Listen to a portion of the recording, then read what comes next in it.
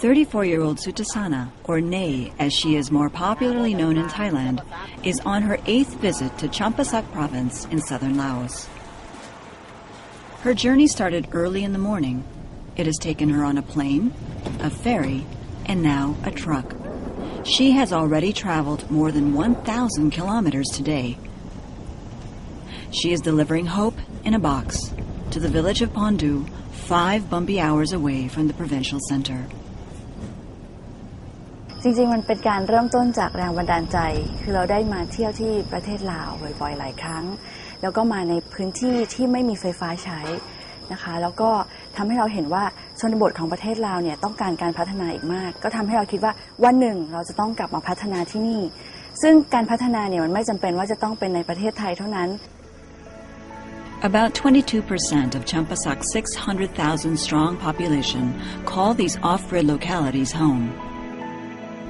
Countrywide, about 40% of its people have no access to electricity. Besides dark and silent nights, this means that even basic farming equipment, like tractors and water pumps, are out of the question. Laos is clearly in the middle of an energy crisis. This landlocked country has traditionally been poorer than its Asian neighbors.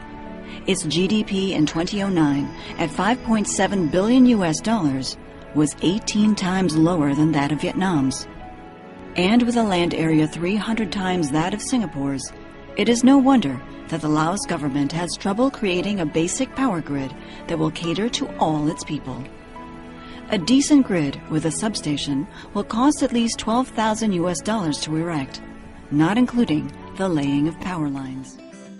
In Nay's case, the solar power company she works for, Grenzone, managed to convince a Singaporean foundation to sponsor the installation of solar-powered related products in Laos. Since the end of 2008, 42 metered solar-powered charging stations, each costing $7,000 to $10,000 have been built in some 35 villages.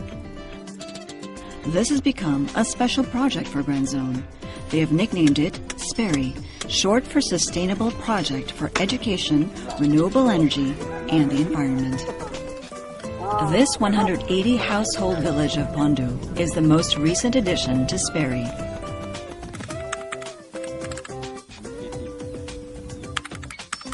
Even with the help of local energy officials and the villagers, the fastest Nay and her team can put together a solar power station is 2 days because of the lack of proper tools.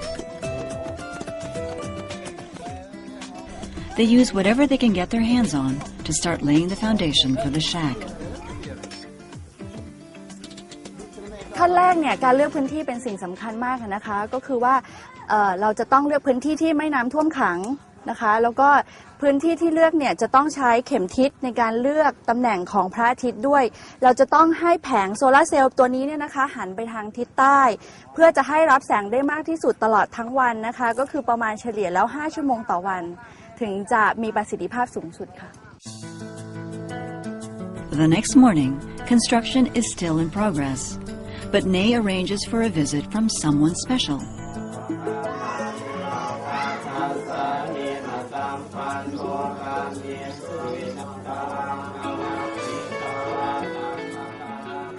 Monks have arrived to conduct a tree ordination ceremony on SPERI's behalf.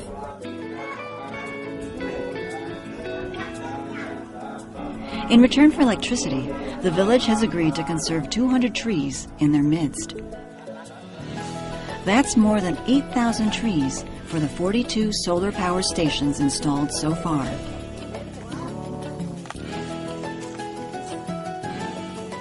นะคะในเมืองไทยเนี่ยจะเน้นเรื่องของการบวชป่ามากบวชต้นไม้เพราะว่าเรามีความเชื่อในเรื่องของศาสนา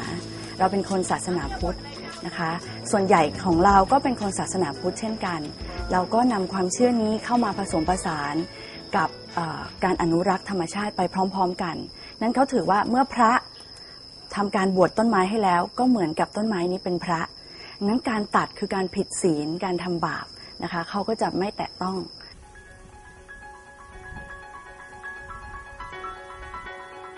Forest conservation might be a key goal of the Sperry program, but for the people of Pondu to exchange their main source of income from logging for electricity represents a huge sacrifice on their part, especially when there's a huge demand for these tree logs from furniture makers.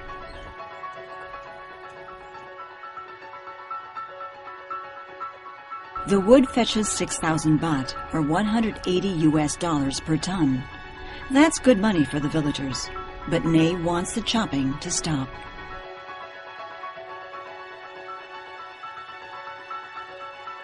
และในขณะเดียวกันเนี่ยลาวตรงนี้เป็นผืนป่าเกือบจะเป็นผืนป่าสุดท้ายในแถบประเทศ Southeast Asia เลยก็ว่าได้นะคะซึ่งเราจะต้องช่วยกันดูแล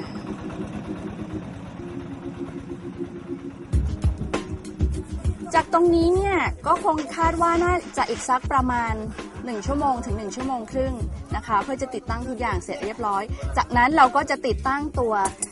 โซล่าชาร์เจอร์นะคะเข้าไปข้างใน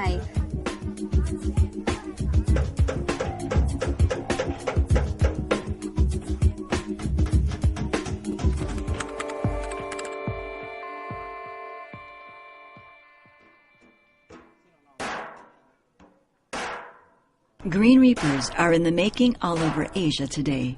Here in Champasak, Laos, the villagers used to log for a living. Today, the Sperry project is introducing an alternative source of income that is just as lucrative.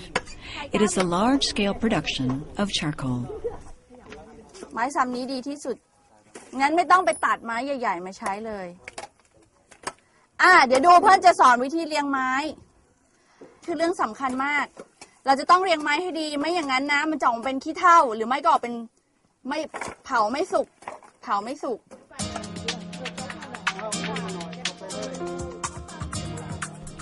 So there is actually a science to it. Kilns in the form of steel drums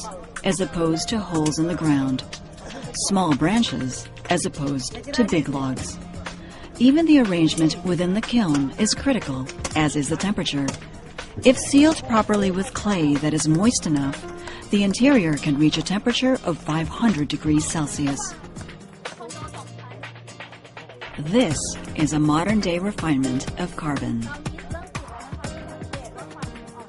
นั้นก็จะใช้ทรัพยากรไม้ในปริมาณที่เยอะกว่านะคะแล้วก็ประสิทธิภาพเนี่ยสมมุติว่าเราใส่ไป100เราจะได้ออกมาเพียงแค่ประมาณ14 ถึง 15เท่านั้นเองเราจะไม่ใช้ไฟในการเข้าไปติดเนื้อไม้แต่เราจะใช้วิธีการเอาความร้อนเข้าไปเป็นการอบเนื้อไม้เหมือนโอเว่นแบบนี้นะคะ Thanks to Nay, the residents of Pondu can now generate charcoal in less than 3 times the amount of time needed. And to add to that, the end products have fewer carcinogens. This is critical because the only available fuel for them is charcoal. Women use it every day, especially for cooking. Now they can take turns to use the kiln to make charcoal for their own use, and also as a means of livelihood. 8 baht, or 20 US cents per kilogram to be exact. Lucrative money, considering that a family of 4 goes through a sack of charcoal like this in less than a week. They can make at least $20 US a month doing so.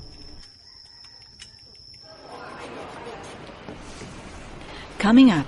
Grenzone looks for more ways to help impoverished communities in Laos.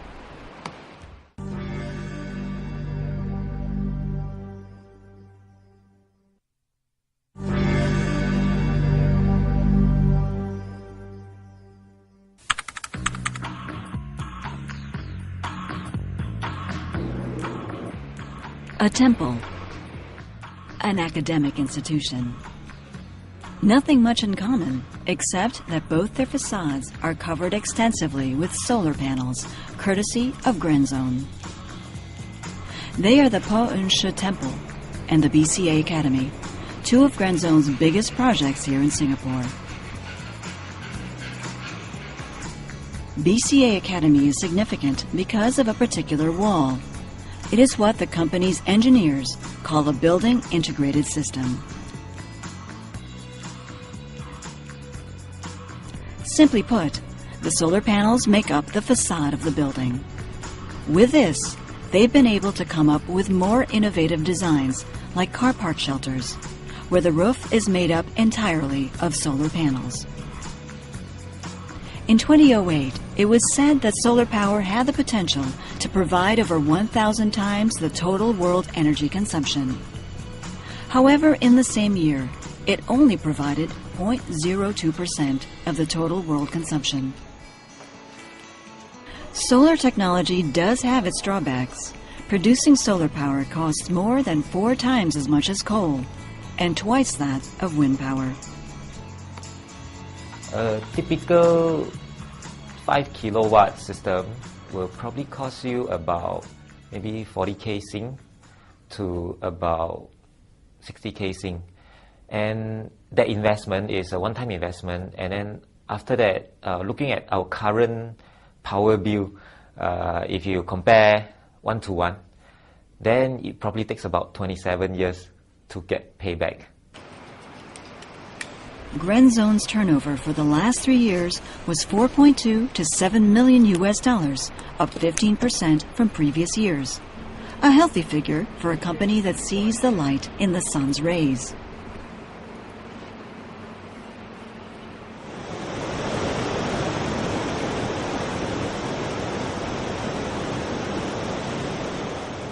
This area is known as Sifandon.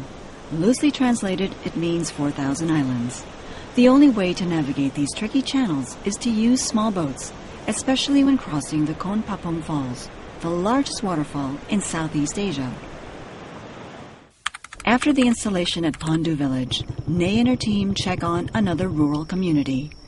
2 metered solar power charging stations were installed here in 2009. After a year's practice, the villagers have become skilled at recharging their batteries. When hooked up to basic electrical appliances, like water pumps or home lights, one battery can last the household 2 to 3 days. แต่ก่อนโครงการแผ่นแสงเข้ามานี้ประชาชนได้เอาหม้อไฟนี่ไปสากอยู่บ้านนักสังแล้วความลำบากหลายฝ่าตกฝนลงก็บ่ได้อยู่ในเวลาจะไปเอาหม้อไฟมานะมันต้องใส่ความจำเป็นเพราะว่าถ้าเจ้าบ่ไปเอาหม้อไฟมามันก็บ่มีหม้อ Grenzone implemented a similar system of fee collection, just cheaper. 2,000 kips or 25 US cents for the charging of one battery. Making the trip out to charge the batteries at the mainland cost thrice as much in the past. The bulk of the money went to the petrol for the boats. Now the collective income earned from this charging station is used for community projects like road repair. To date, the village has made 120 US dollars. Interconnected. So these are what we call the microgrids. And again, they are ideal for diversity. Connecting the different renewable energies of wind, power, and water has never been more important in off-grid rural areas.